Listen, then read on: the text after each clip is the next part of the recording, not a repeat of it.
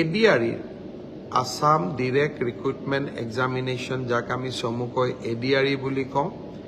এডিআৰইৰ grade 3 পোষ্টসমূহৰ পৰীক্ষা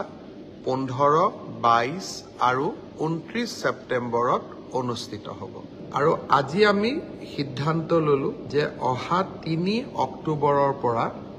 পুলিচৰ physical টেষ্টসমূহ আৰম্ভ হ'ব মই আকৌ এবাৰ কৈছো যে গ্ৰেড 3 পোষ্টসমূহৰ বাবে ইণ্টাৰভিউ 15, 22 আৰু 29 ছেপ্টেম্বৰত অনুষ্ঠিত হ'ব এই পৰীক্ষা এবাৰ লোকসেৱা আয়োগে পতা পৰীক্ষাৰ আৰ্হিত হ'ব প্ৰথমতে প্ৰিলিমিনাৰী পৰীক্ষা হ'ব তাৰ পিছত মেইনছ হ'ব আৰু মেইনছৰ পিছত আমি ভাইভা প্ৰক্ৰিয়াৰ মাজেৰে আমি সমগ্ৰ ইণ্টাৰভিউ প্ৰক্ৰিয়াটো সমাপ্ত কৰিম ঠিক সেই ধৰণে চতুৰ্থ শ্ৰেণীৰ বাবেও আমি একেটাই ব্যৱস্থা হাতত ল'ম প্ৰথমতে প্ৰিলিমছ তাৰ পিছত মেইনছ আৰু তাৰ পিছত ভাইভা ভচি গ্ৰেড 4 বা চতুৰ্থ শ্ৰেণীৰ পদৰো প্ৰিলিমছ 20 আৰু 27 অক্টোবৰত অনুষ্ঠিত হ'ব য'তে মই যাওঁ তাতে আমাৰ আৰক্ষীত আবেদন কৰা ল'ৰা ছোৱালীসকলে মোক সুধি থাকে যে দাদা মামা পুলিচৰ ফিজিক্যাল ইণ্টাৰভিউ কেতিয়াৰ পৰা আৰম্ভ হ'ব আমি অসম পুলিচত 6434টা পোষ্টৰ বাবে আবেদনৰ প্ৰক্ৰিয়া আৰম্ভ কৰিছিলোঁ আৰু আজি আমি সিদ্ধান্ত ললো যে অহা 3 অক্টোবৰৰ পৰা পুলিচৰ ফিজিক্যাল টেষ্টসমূহ আৰম্ভ হ'ব গতিকে মই সকলোকে অনুৰোধ কৰিম যে বানপানীৰ যেতিয়াই পানী শুকাব আমাৰ খেলপথাৰসমূহ মুকলি হ'ব আমি দৌৰা প্ৰেক্টিছ আৰম্ভ কৰিব লাগে কাৰণ 3 অক্টোবৰৰ পৰা অসম আৰক্ষীৰ ফিজিক্যাল টেষ্ট আৰম্ভ হ'ব মোৰ লক্ষ্য হৈছে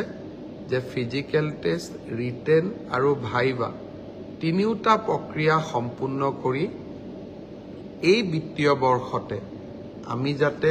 এই 6434টা পদ ভৰ্তি কৰিব পাৰোঁ এটা সুন্দৰ নিযুক্তি প্ৰক্ৰিয়াৰ মাজেৰে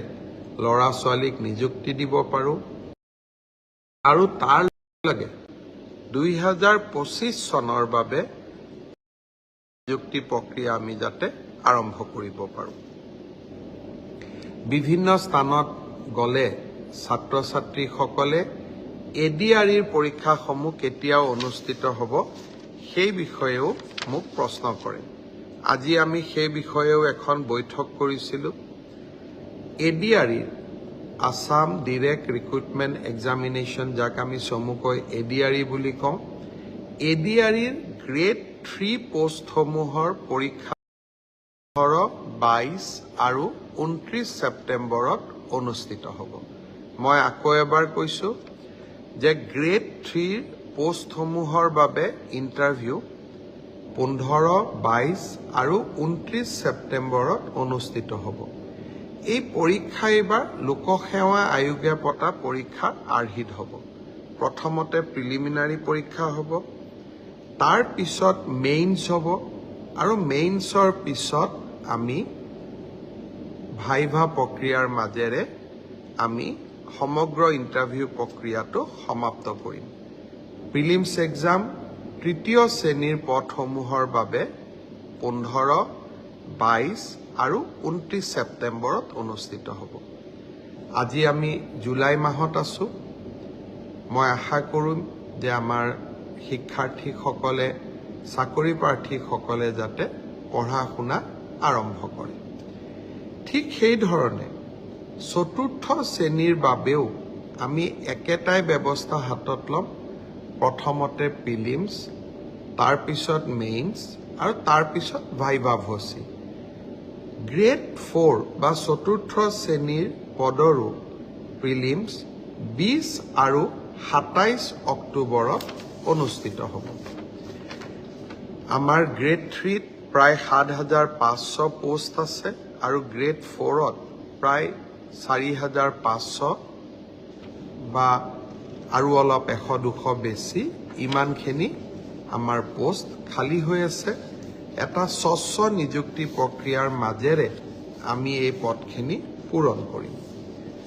এলিমেণ্টাৰী এডুকেশ্যন প্ৰাথমিক শিক্ষা বিভাগৰ শিক্ষকসকলৰ নিযুক্তিৰ প্ৰক্ৰিয়াও খুব সোনকালে আৰম্ভ হ'ব। অৱশ্যে ছেকেণ্ডাৰী এডুকেশ্যনত আমাৰ অকণমান সময় লাগিব,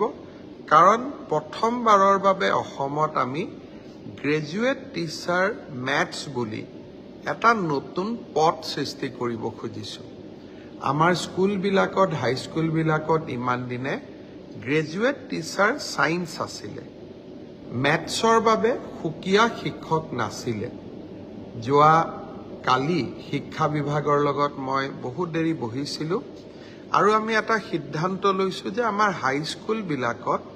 গ্ৰেজুৱেট টিচাৰ মেথছ বুলি এটা সুকীয়া পদ হ'ব লাগে, যাতে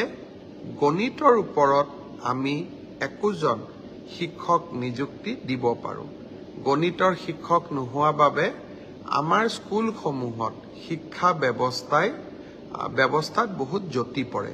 শিক্ষা বিভাগে কেইবা হাজাৰো, বিশেষকৈ প্ৰথম অৱস্থাত প্ৰায় 2000 গণিত শিক্ষকৰ পদ সৃষ্টি কৰিব লাগিব। সেয়েহে